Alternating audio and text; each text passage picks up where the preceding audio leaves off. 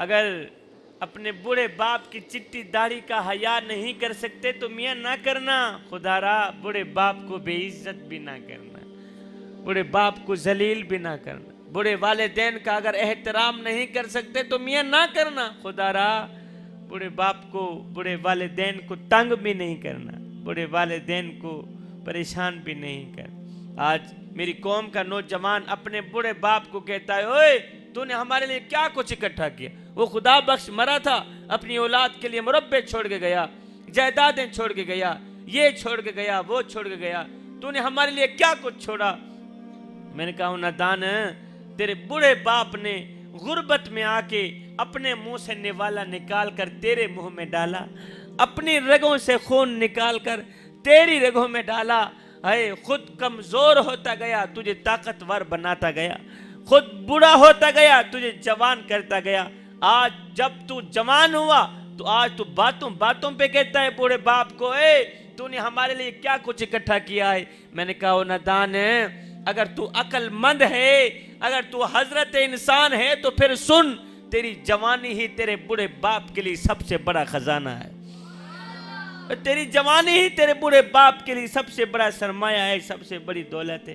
तो जब मेरी कौम का नौजवान अपने बूढ़े वालिदैन को कहते ओए तूने हमारे लिए क्या कुछ इकट्ठा किया, कौन से बंगले बनाए, कौन से मुरब्बे छोड़े, तो आगे बूढ़े वालिदैन, गुर्बत के मारे वालिदैन रो कर कहते हैं, बेटे असा क्या है, क्या औकात सडी सडे कोल है, क्या तेको क्या देसूं, असा रोल मलंग, असा आप तू तंग है गाल सफा, तेको क्या देसूं, ओ ऐसा भुखे प्यासे लोग ही से सकुन्ना अजमा, तेको क्या देसूं, और सारे तसावी शाकिर आपने नहीं, तू आप दसा तेको क्या देसूं।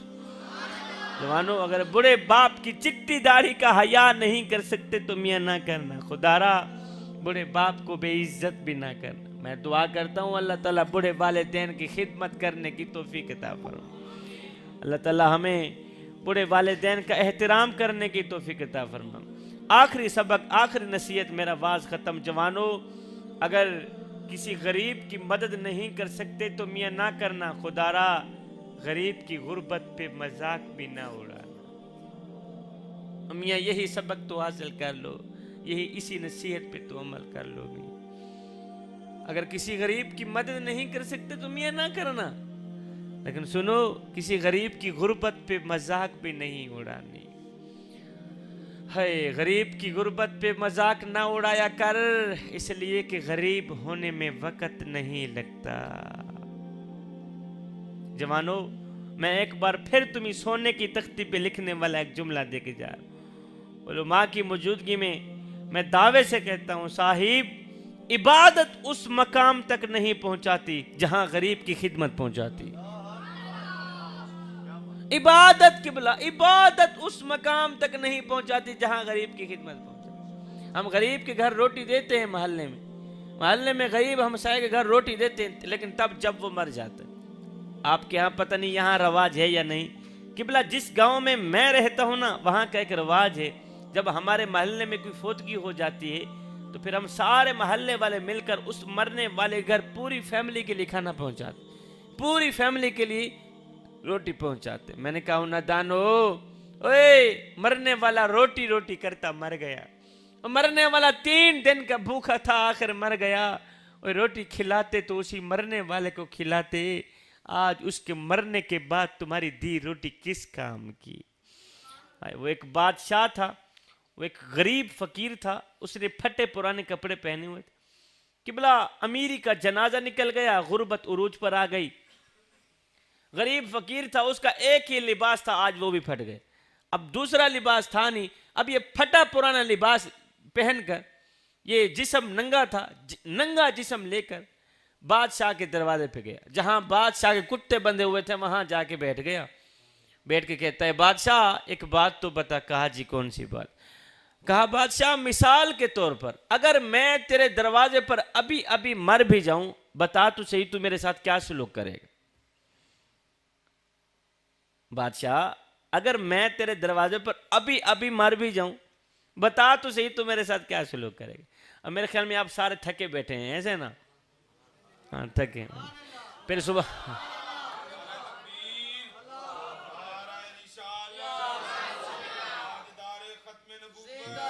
बस मेरा अंदाज इस तरह का है, मेरी खिताबत इस तरह की है कि सारे आगे सो ही जाते हैं। फिर सुभान अल्लाह बोलो जो थके बैठे हैं, सारे थके बैठे हैं। अब अल्लाह अकबर, बादशाह के दरवाजे पर गरीब फकीर गया ना, फटा पुराना लिबास पहनकर, जहां बादशाह के कुत्ते बंधे हुए थे वहां जाके बैठ गया। कहा बादशाह एक बात तो बता। कहा कौन सी बात? कहा बादशाह अगर मैं तेरे दरवाजे पर अभी अभी मर भी जाऊं, बता तो सही तू मेरे साथ क्या सलूक करेगा?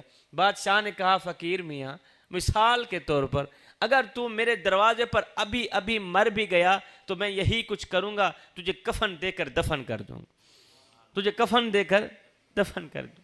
खुदारा जवानों, उस फकीर अल्लाह वाले गरीब फकीर का आगे जो जवाब है वो दिल के कानों से सुनिएगा।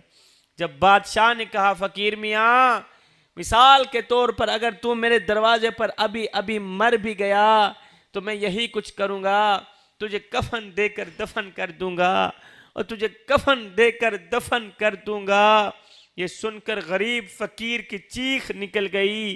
गरीब फकीर रो कर कहने लगा बादशाह, मेरे मरने के बाद जो मेरी मुर्दा लाश ढांपने के लिए मुझे कफन दोगे ना, वो आज ही दे दो ताकि मैं अपनी जिंदा लाश तो ढांप सकूं। बादशाह, मेरे मरने के बाद तुम्हारा दिया कफन किस काम का? मेरे मरने के बाद तुम्हारा दिया लट्ठे का सूट किस काम? मुझे देना है तो आज दो, आज मैं जिंदा हूं, आज मुझे कपड़ों की अशद जरूरत है। आए रोटी अमीर शहर के कुत्तों ने छीन ली, फाका गरीब शहर के बच्चों में बट गया। चेहरा बता रहा था कि इसे मारा है भूख ने, हाकिम ने ये लिखा कि ये कुछ खा के मर गया। भैयो, अहम दिन वो नहीं था जिस दिन हम इस दुनिया में आए थे, अहम दिन तो वो होगा जब तुम लोग ये जान लोगे कि तुम्हारे आने का मकसद क्या था। दरख्त अपना फल खुद नहीं खाते और जिਵੇਂ दरिया अपना पानी खुद नहीं पीते, इसलिए कि दूसरों के लिए जीना ही असल जिंदगी। ओ जवानों, मेरे मुआशरे में गंदी सी आदत फैली जा रही है, वो ये है कि वहाँ की बात सुनकर यहाँ लगाना, यहाँ की बात सुनकर वहाँ लगाना, फिर दोनों भाइयों को आपस में लड़ाना, दोनों भाइयों को आपस में जुदा कर देना। ये तुझे जेब नहीं देता। तो हजरत इंसान है, इंसानों वाला काम किया कर। क्या गीबत करना तुझे जेब देता है? क्या चुगली करना तुझे जेब देता है? क्या दूसरों के ऐबों को उछालना तुझे जेब देता है? इंसान ने कुएं से पूछा, अगर तू काली ना होती कितना अच्छा होता। इंसान ने किबला कुएं से पूछा, अगर तू काली ना होती कितना अच्छा होता। फिर इंसान ने समंदर में बहते पानी से पूछा, ओए अगर तू खारा ना होता कितना अच्छा होता। फिर इंसान ने एक दिन गुलाब को उठाया, तली पे रखा, पूछने लगा, ओए अगर तेरे अंदर ये कांटे ना होते तो कितना अच्छा होता। तीनों बोल उठे, आए इंसान, अगर तेरे अंदर दूसरों के ऐब ढूंढने की आदत ना होती तो तू कितना अच्छा होता। आज का इंसान दूसरों के ऐब ढूंढने की कोशिश करता है, लेकिन अपने गिरेबान में झांक करके नहीं देखता कि मेरे अंदर भी कोई ऐब है या नहीं। अगर हमें अपने गिरेबान में झांकना आ जाता तो सारे मसले हल हो जाते। अब आप किबला फरमा रहे, सोच रहे होंगे शादी ने घंटा खिताब कर दिया, हदीस एक भी नहीं सुनी। अब सुने मेरे करीम नबी का फरमान, जान में जान आ जाएगी, सीना ठंडा हो जाएगा। सादे अल्फाज मेरे करीम नबी ने फरमाया, साहबा मैं अल्लाह का हबीब हूँ, मैं अल्लाह का हबीब हूँ। फिर फरमाया, जो जवान जवानी में तौबा करता है वो भी अल्लाह का हबीब बन जाता है। करीम नबी ने फरमाया, रातों की तन्हाइयों में उठ उठ के कुरान पढ़ा करो। फरमाया, कुरान पढ़ते वक्त रोया करो। फरमाया, अगर रोना ना भी आए तो रोने की कोशिश कर लिया करो।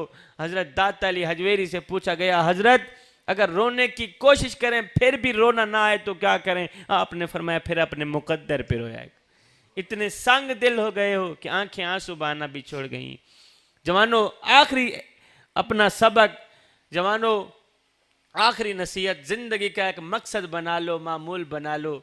उठो तो बस नबी नबी करते हुए, बस उठो तो नबी नबी करते हुए, बैठो तो नबी नबी करते, चलो तो नबी नबी करते हुए, फिरो तो नबी नबी करते हुए, मस्जिद में आओ तो नबी नबी करते हुए, अल्लाह से मांगने के लिए हाथ उठाओ तो नबी नबी करते हुए। सारी जिंदगी नबी नबी करने में गुजार दो। सारी जिंदगी नबी नबी करने में गुजर जाए। जब मौत का फरिश्ता तुम्हारी रूह निकालने आए तो उस वक्त भी नबी नबी के तराने तुम्हारी जुबान पे जारी हों, ताकि तुम्हारी कब्र की मिट्टी ये पुकार उठे क्या कि कब्र में जो मुश्किल कुशा आ गया, मुझे मौत में भी मजा आ गया। कब्र में जो मुश्किल कुशा आ गया, मुझे मौत में भी मजा आ गया। अरे सराहने पे बैठे जो देखा नबी को, नकीरैन को भी हया आ गया। तो भाइयों, ये जिंदगी के लम्हे मेरे और आपके लिए गनीमत हैं। इन्हीं लम्हों में हम कुछ कर लें, इन्हीं लम्हों में कुछ इकट्ठा